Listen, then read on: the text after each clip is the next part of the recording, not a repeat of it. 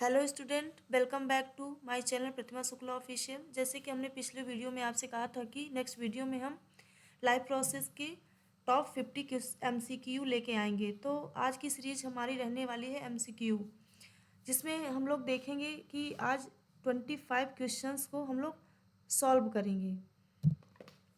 पहला क्वेश्चन है हमारा, जैव प्रक्रम का अर्थ क्या है। मैंने आपको बताया था कि किसी भी जीव को जीवित रहने के लिए जो भी क्रियाएं होती हैं वो क्या कहलाता है, हमारा लाइफ प्रोसेस कहलाता है। तो यहाँ पर ऑप्शन नंबर सी सही है।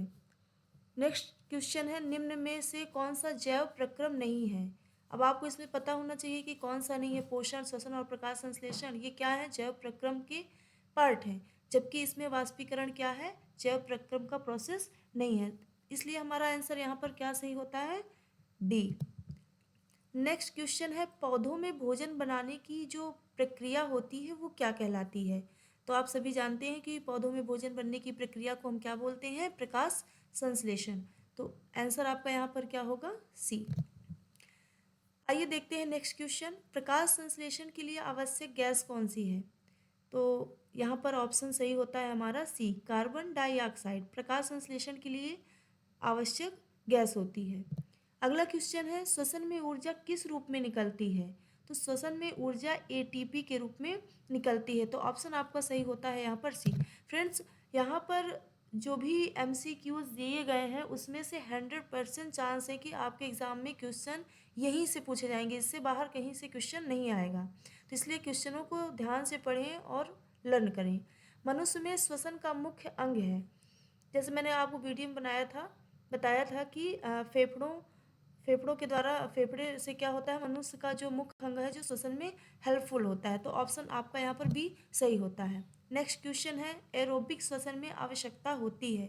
तो किसकी आवश्यकता होती है, ऑक्सीजन की। ऑप्शन आपका सी सही होता है यहाँ पर। अगला क्वेश्चन है, एनएरोबिक श्वसन में ऊर्जा अधिक मिलती है, कम मिलती है, नहीं मिलती है, समान मिलती है। तो ऑप्शन आपका यहाँ पर बी सही होता है, कम मिलती है, यानी एनएरोबिक श्वसन में ऊर्जा कम मिलती है। अगला क्वेश्चन है, पाचन की शुरुआत होती है कहाँ से, अमाशय से, मुख से, छोटी आंत से कि बड़ी आंत से। तो ऑप्शन आपका कहाँ से शुरू होता है, बी से, यानी जब हम भोजन करते हैं तो सबसे पहले उसको कहाँ से डालते हैं, मुंह में डालते हैं। तो पाचन की शुरुआत वहीं से स्टार्ट हो जाती है। तो ऑप्शन आपका यहाँ पर बी सही होता है। अगला क्वेश्चन है, अमाशय में पाया जाने वाला अम्ल है। तो अमाशय में पाया जाने वाला अम्ल क्या होता है, हाइड्रोक्लोरिक, यानी कि HCl। ऑप्शन आपका यहाँ पर सी सही होता है। अगला क्वेश्चन है, छोटी आंत में भोजन का केवल पाचन, केवल अवशोषण, पाचन और अवशोषण, उत्सर्जन। तो यहाँ पर छोटी आंत में भोजन का पाचन और अवशोषण दोनों होता है। तो ऑप्शन आपका यहाँ पर सी सही होता है। अगला क्वेश्चन है, रक्त का तरल भाग कहलाता है, क्या कहलाता है, रक्त का जो तरल भाग होता है उसे प्लाज्मा कहा जाता है, या वो प्लाज्मा कहलाता है। तो ऑप्शन आपका यहाँ पर डी सही होता है। अगला क्वेश्चन है, ऑक्सीजन का परिवहन होता है, ऑक्सीजन का परिवहन किससे होता है, हीमोग्लोबिन से होता है। तो ऑप्शन आपका यहाँ पर बी राइट होता है। अगला क्वेश्चन है, हृदय में कक्षों की संख्या होती है। तो हृदय में जो कक्षों की संख्या होती है कितनी होती है, 4 होती है। ऑप्शन सी आपका यहाँ पर सही होता है।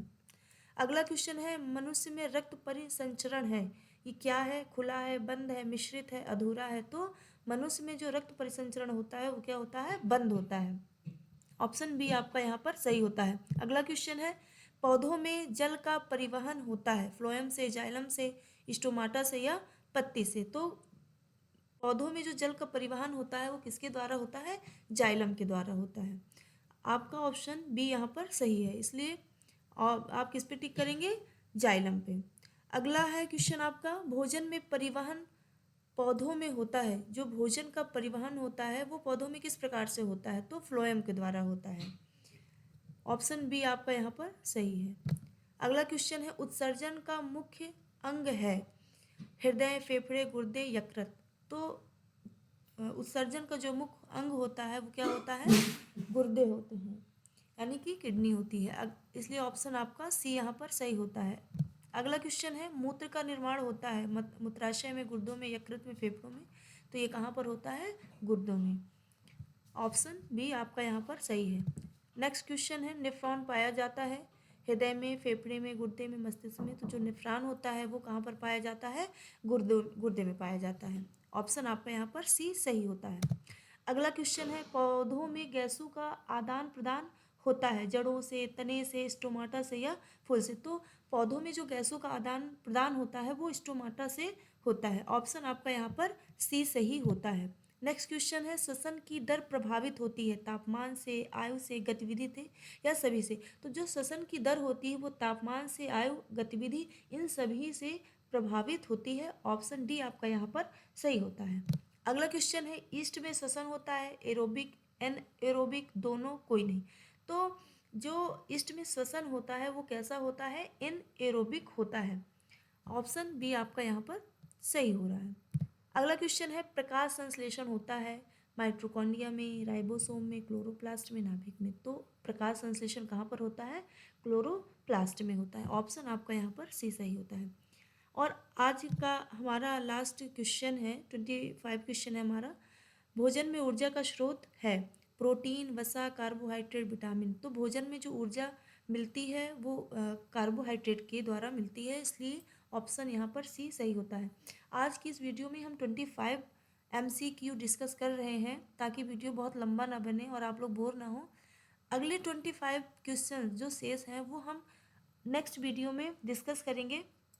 इसी तरह के वीडियो की अपडेट पाने के लिए मेरे चैनल को लाइक, शेयर और सब्सक्राइब करें और हर अपडेट के लिए मेरे साथ बने रहें। आशा करती हूँ कि आप अगर मेरे साथ इस साइंस के सारे चैप्टर रिवाइज कर लेंगे तो 100% क्वेश्चन यहाँ से कहीं बाहर नहीं जाएगा। Thank you watching for my video.